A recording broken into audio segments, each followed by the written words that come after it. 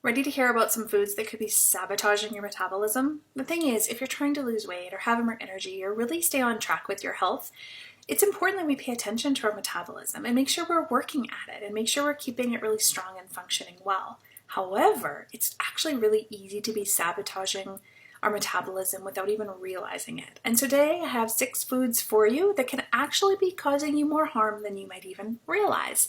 So let's go over some of these today, and then for more you can click into the blog post and read it in detail, as well as sign up for a free gift I have inside for you. So let's dive into 6 foods that are sabotaging your metabolism.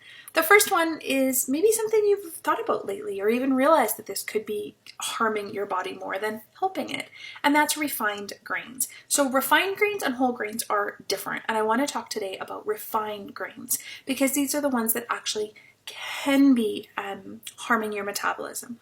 Whole grains are very different and they work in your body on a different level. So make sure you're paying attention to the differences and that you know the differences. So again, click into this blog post if you need more information on that one. The next one is sugary drinks, and this one's actually 2 parts. So sugary drinks can be things like soda or pop.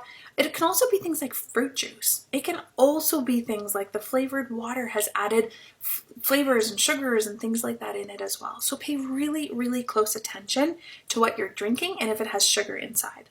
The second part of this one is actually artificial sweeteners. So when things say sugar-free, it doesn't mean that it's healthy.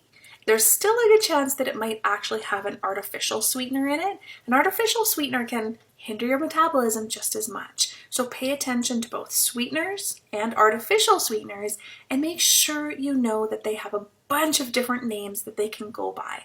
So when you're trying to read the packaging or reading the can or the label or the box, whatever it is, just know that sweeteners come by a ton of different names. So make sure you're really confident at that. The next one is processed vegetable oils. If you've been eating a lot of food out of a package, out of a box, out of the freezer, out of a restaurant, fast food, you're likely eating processed vegetable oils. And processed vegetable oils can really be harming our metabolism. So I want you to keep your eye on that. If you've been struggling with your weight loss, this is a big one, and this one can actually make a really big difference for you. So something to start paying attention to.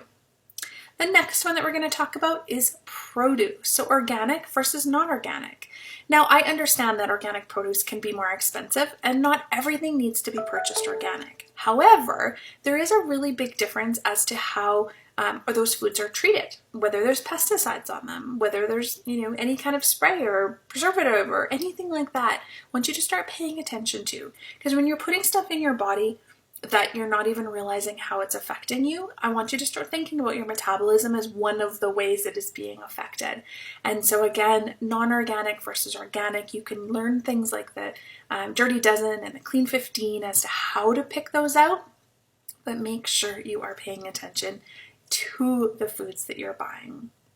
The next one is a surprise, and most people are going to be like, really?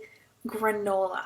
If you think that granola is a healthy breakfast, then I want to just bring your attention to what's in your granola. How is it prepared? Is there added sugars? Is there any other added foods? What is actually in your granola? And so I'm going to share a little bit more again in the blog post as to how to choose a healthier granola, but just know that standard granola in a box from the grocery store is probably not your healthiest option, and it can be actually really sabotaging your metabolism.